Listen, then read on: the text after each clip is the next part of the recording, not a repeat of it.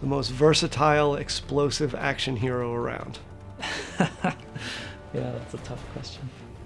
Badass. I mean, he isn't really a good guy, is he? We are focusing a little bit more on Rico this time around to show him his personality that has sort of been hidden in the first two games.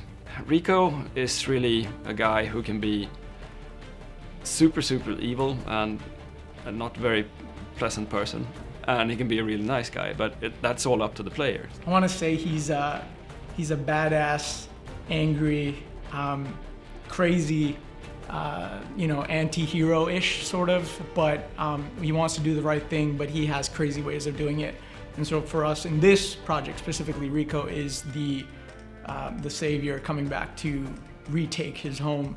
We took Rico from where he was, and we wanted to do a progression of the story. What would Rico do that would be after what happened at Panau? And so we kind of brought him home. Or in the first game, he was more of a mumbling idiot, and we did that deliberately, actually. We did want to tone down his persona and let the world be the character, and that's sort of been the character of the Just Cause games until now. He's gotten older. He's, got his scars from all his years in Panau and San Espirito, and we wanted to give him that background. What would it be like if you were a person who had set off a nuke twice? Seems a pretty intense thing for a single person to have done, freeing a nation from a dictator. That's our core development within Rico, is to give him that real grounding. We looked at Rico, obviously we did all the graphic stuff that we wanted to do. We improved the amount of triangles that we use for him, the number of poly counts, and updated everything from his hair to his beard to his outfit, and all the little things that we can animate on him. We probably have over 2,500 animations now for a single character, but he's a complex character. He can do anything, anytime, and we wanted to ensure that responsiveness was still a part of that. I pull the trigger, I'm always shooting, no matter what state I'm in. What it means is you get this perfectly fluid experience through the world. We definitely wanted to bring a sense of groundedness and physicality to Rico. We wanted to give him real weight in what he was doing in terms of the animation tech that we developed, and also the animations. And we're using real motion capture now, which was really a big step up in terms of the projects. But what we didn't want to lose was the responsiveness. We didn't want to lose his ability to do things quickly, move quickly.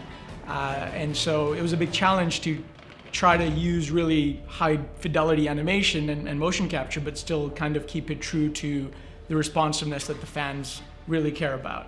The first thing that we did was we took a look at Just Cause 2, saw what was really strong, the grappling, the parachute, all that type of stuff, retained what was really cool and core about them, and then tried to figure out, okay, where are our holes now, right? And what we determined is that the wingsuit was a great opportunity for us, right?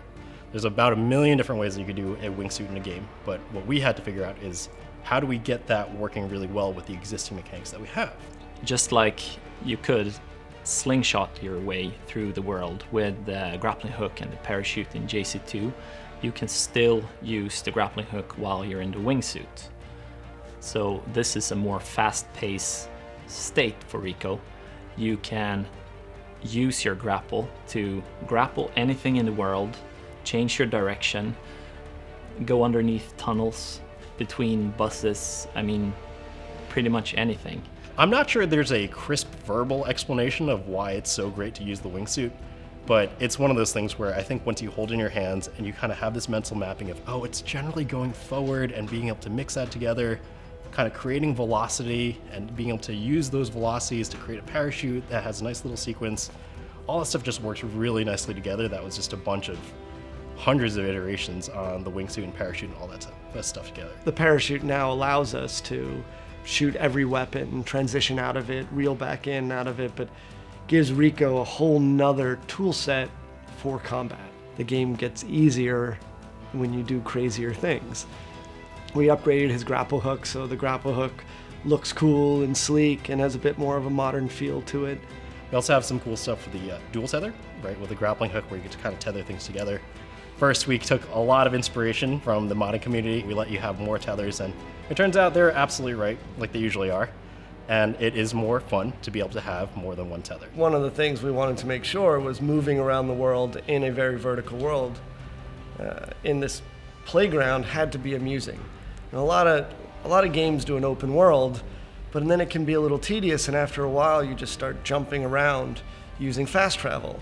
We wanted to try to create an experience where just moving to the other position was fun. That piece of picking up a controller and just having an enormous amount of fun is why we're all in this business to start with.